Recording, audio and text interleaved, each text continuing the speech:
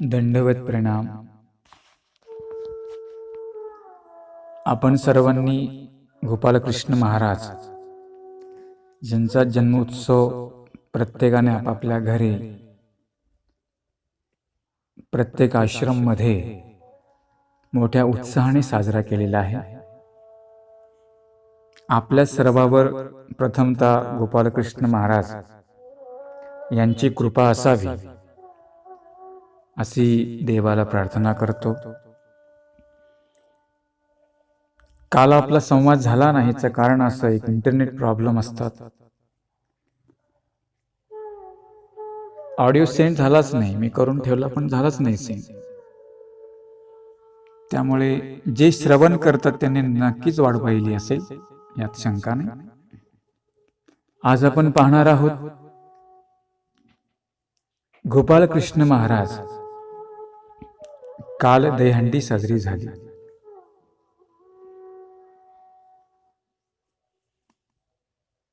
गोपालकृष्ण महाराजांनी दहीहंडीच्या माध्यमातून आपल्याला सर्वांना एक संदेश दिला आहे.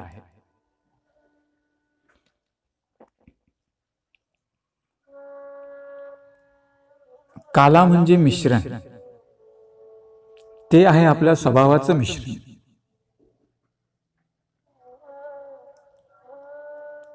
गोपाल काला. मनुष्याचे वेगवेगळे स्वभाव असतात. कुणाचा रागीट असतो, कुणाचा सात्विक असतो, कुणी राजस असतं, कुणी तामस असतं. मनुष्याचे वेगवेगळे स्वभाव असतात आणि या स्वभावांचं मिश्रण आपल्याला करायला सांगितलेलं आहे.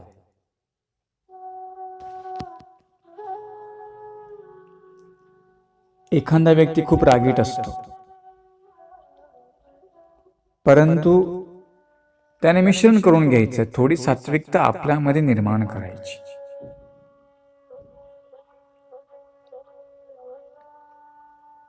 गुणादोषांचं मिश्रण. जसं आपण धर्मामध्ये आहोत, जर आपल्याला कुणाचा दोष दिसला असेल तर आपण त्या व्यक्तीचा गुण घ्यायचा आहे. शास्त्रकार सांगतात, गुण तो वातवेरी गिवसावा. म्हणजे मनुष्याने जो गुण आहे, ज्याप्रमाणे आपण एखादी वस्तू आपल्याला सापडत नसेल तेव्हा ती वस्तू, जेव्हा आपण एखादी वस्तू घेतो आणि ती वस्तू त्या प्रकाशाने शोधून काढत असतो, तसं शास्त्रकार सांगतात की आपण सुद्धा परमार्गाच्या ठिकाणचे दोष न घेता त्यांचे गुण घेतले पाहिजे. जसं आपण स्थानाला गेलो, आपण मार्गामध्ये गेलो, त्यांचे आपण दोष घेऊन येतो, दोष न घेता आपण त्यांची गुण घेऊन आलो पाहिजे. याला म्हणतात मिश्रण. आपली वृत्ती दोषरूपी आहे, परंतु तिला गुणरूपी करायचं. दोषामध्ये गुणाचं रूपांतर करायचं, दोषामध्ये गुण काढून घ्यायचा. दोषामध्ये गुण कालवा, तुम्हाला कुणाची चूक दिसणार नाही.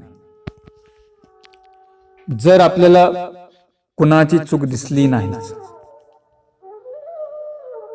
जरी आपल्याला दिसली, आपण त्याला समजून सांगितलं, याला म्हणतात गुण.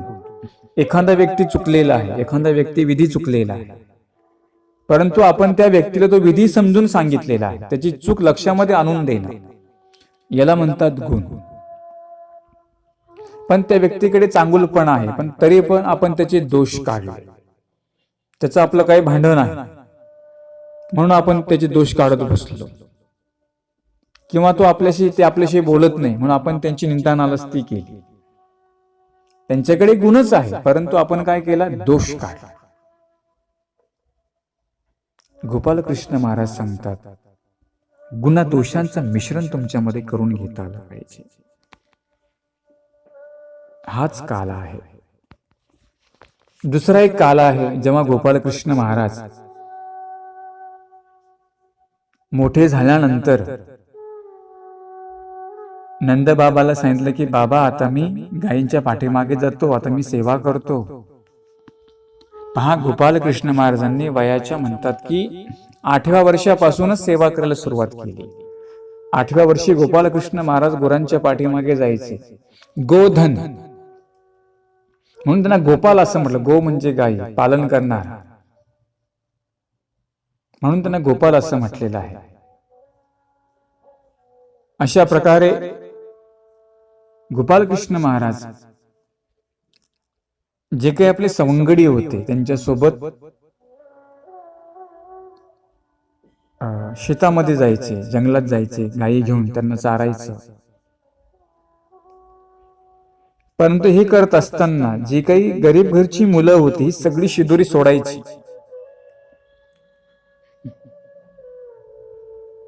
कोणी श्रीमंत होता, कोणी गरीब होता, आणि गोपालकृष्ण महाराज तर सर्व पदार्थांचा काला करायचे आणि काला करून ते ग्रहण करायचे. परमेश्वराने सांगितलं की कुठलाही जरी पदार्थ असेल, कारण की त्या पदार्थामध्ये त्यांची आवडी होती. जरी पदार्थ सामान्य असेल परंतु त्या पाठीमागे अर्पण करण्याची आवडी त्यांची होती. जे काही सवंगडी होते ते देवाला ना चांगला चांगला पदार्थ अर्पण करायचे, आणि जो असेल दुसरा तो आपण स्वतः खायचे. गोपालकृष्ण महाराज सगळा त्या ठिकाणी काला करायचे आणि सगळ्यांना तो वाटून द्यायचे. देवाने सांगितलं, संस्कृती आम्हाला शिकवली, आपल्यामधली परंपरा आहे. गोपालकृष्ण महाराजांनी सांगितलं, तुमचं घर म्हणजे कुटुंब असतं, एक परिवार असतो, त्या परिवारामध्ये तुम्ही सर्वांनी वाटून खाल्लं पाहिजे. जो चांगला पदार्थ असेल तो आपल्या घरातील वडील माणसाला पहिला दिला पाहिजे, नंतर आपण खाल्ला पाहिजे. आज तर आपल्या घरामधले प्रेम कमी झालं, आज वाटून खाण्याची पद्धत गेली. पूर्वीच्या काळी अशी पद्धत होती, जे काही घरातील वडीलधारी माणसं होती त्यांना चांगल्या प्रकारचा पदार्थ आपण द्यायचा पहिला, नंतर ती घरातील लहान मंडळी खायची. आता तसं नाही राहिलं. आता पहिले नवरा बायको खातात, उरलं तर मग सासऱ्याला देतात, सासूला देतात, पहिला आपण खाऊन घेतात. तर आपल्यामधले सगळ्यांचं प्रेम कमी झालं. तुम्ही आत्ताही मार्गामध्ये जा, 1000 लोक एका पंक्तीला बसतात, मार्गामध्ये 10 का माणसं असना का 15 का असना, परंतु ती लोक आत्ताही सामूहिक भोजन करतात. तिथे त्यांचे गुरु असतात, अधिकारी असतात. तुम्ही सर्वांनी पाहिलं, ग्रस्त लोकांची पंगत बसलेली असते. याला म्हणतात काला. जो चांगला पदार्थ आहे तो आपल्या ठिकाणी देतात. म्हणून आपल्यामध्ये एक पद्धत आहे. गोपालकृष्ण महाराज दही स्वतः सवंगड्यांना द्यायची आणि नंतर आपण खायची. का बरं? ही आमच्यातली संस्कृती आहे. म्हणजे आपल्यातली अर्धी भाकरी दुसऱ्याला देणे ही संस्कृती, आपण स्वतः खाणे ही विकृती. आपण कसं करतो, स्वतःचं पहिलं पोट भरून घेतो, नंतर मग दुसऱ्याला देत असतो. घरामध्ये होतं बघा असं. जर आपलं प्रेम जर नसेल ना, आपण दुसऱ्याचा विचार नाही करत. तो म्हणतो, ते म्हणते माझा मुलगा राहिला, माझा नवरा राहिला, नंतर मी सासू आणि सासऱ्याला देते. गोपालकृष्ण महाराजांनी आपल्या सवंगड्यासोबत पहिली जी काही सवंगडी होती त्यांना पहिला दही द्यायचे, त्यांना काला द्यायचे, आणि ती सगळी जण शेतामध्ये गेल्यानंतर भोजन करायचे.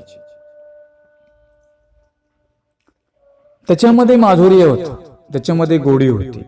भगवंत सांगतात, तुम्ही कुठलाही पदार्थ श्रद्धेने अर्पण करा, आवडीपूर्वक अर्पण करा, श्रद्धेने मी स्वीकार करत असतो. आपल्या देण्यामध्ये, पदार्थ अर्पण करण्यामध्ये आपल्यामध्ये गोडी असली पाहिजे. मुळात एक तर पदार्थ आपण चांगले अर्पण करत नाही, अर्पण जण करतो तर आपली गोडी नसते. करायचं म्हणून करायचं, द्यायचं म्हणून द्यायचं, घ्यायचं म्हणून घ्यायचं. दुसरी गोष्ट, गोपालकृष्ण महाराज आपल्याला पाहताना असं दिसतात की कधी ते स्वतः खात नव्हते, सोडून तर कधीच खात नव्हते. ते पाहिजे सगळे सवंगडी आलेत का, सगळी गोपाल आलीत का, नंतर मग गोपालकृष्ण महाराज भोजन करायचे. गोपालकृष्ण महाराजांनी चोरी केली, माखन चोरलं, परंतु कोणासाठी चोरलं? ते स्वतःसाठी नाही, आपल्या मित्रांसाठी.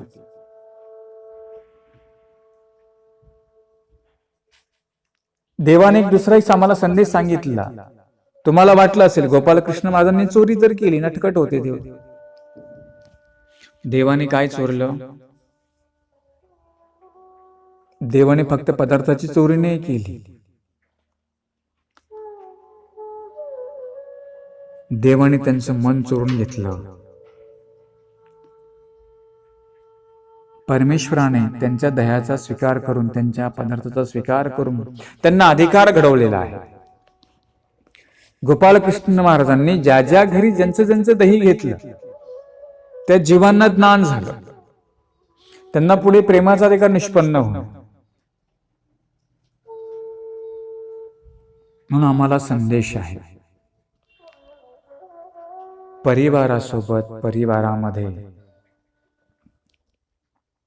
आपलं भोजन करत असताना आम्ही सामुदायिक बसलं पाहिजे. गोपालकृष्ण महाराज ज्या वेळेस, तुम्ही लीळा पहा त्यांची कशी आहे. देवाने कधीच कुठली क्रिया स्वतःसाठी केली नाही. गोपालांच्या पाठीमागे गोपालकृष्ण महाराज राहत असत. देव सांगायचे, चला रे माझ्या पाठीमागे या. हा संदेश आहे की तुम्ही देवाच्या पाठीमागे गेलो पाहिजे. आपण देवाच्या पाठीमागे जातच नाही. भगवंताने प्रत्येकाचं संकट जे आहे की नाही, गोपालकृष्ण महाराजांनी निरसन केले. आपण महाभारत पाहिलं, अनेक लीळा आपण वाचल्यात. प्रत्येक ठिकाणी परमेश्वराने त्या भक्तांचं संरक्षण केलं. ही दहीहंडी आज सर्व ठिकाणी साजरी झाली. म्हणून दहीहंडी साजरी करत असताना याचा एकच उद्देश की सर्व धर्म समभाव, सगळ्या जातीचे, सर्व पंथाचे लोक एकत्रित आली पाहिजे आणि उत्सव आपण साजरा केला पाहिजे. परमेश्वराला जातीभेद मान्य नाही. या दहीहंडीमध्ये गोपालकृष्ण महाराज सांगतात की सर्व समाज एकत्र आहे. ते कोणी ब्राह्मण, क्षत्रिय, वैश्य, शूद्र नाही. जीव सगळे सारखे आहे, सर्व समान आहे आणि सर्वांना ज्ञानाचा आणि प्रेमाचा, मोक्षाचा अधिकार आहे. हे आमच्या भगवंतांनी दहीहंडीच्या माध्यमातून दाखवून दिलेलं आहे. म्हणून काला म्हणजे माधुर्य आहे. आमचे स्वामी पण सांगतात, जो काही तुम्ही काला करता तो कुस्करून घ्या, तो एकामध्ये मिसळा, बघा त्याची किती गोडी येते.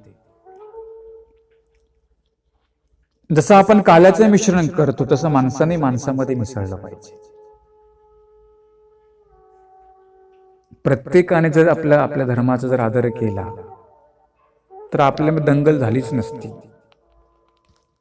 दहीहंडी म्हणजे काय? सर्वांनी एकत्र येऊन प्रत्येकाने एकत्र यायचं आणि धर्माचा आदर करायचा, याला दहीहंडी असं म्हणतात. दुसरी गोष्ट म्हणजे परमेश्वराने आम्हाला आहार सांगून दिला. दही खा, तूप खा, दूध खा, लोणी खा, हे तुमच्या आरोग्यासाठी चांगलं आहे. जर तुम्हाला खायचं असेल, चांगली पदार्थ सेवन करत चला. चुकीचा आहार करू नका. ज्याच्यामध्ये पौष्टिकता आहे, पौष्टिकता दह्यामध्ये आहे, दुधामध्ये आहे, लोण्यामध्ये आहे, पौष्टिकता सात्विक अन्नामध्ये आहे. ही पौष्टिकता तुम्ही निर्माण करा. म्हणून आम्हाला दही हा संदेश दिला, याचं तुम्ही मिश्रण करा. जीवनामध्ये सात्विकता असली पाहिजे. आणि पांढरी जेवढी पदार्थ हे सगळे सात्विक आहे. साधा पदार्थ खाणे सगळी सात्विकता आहे.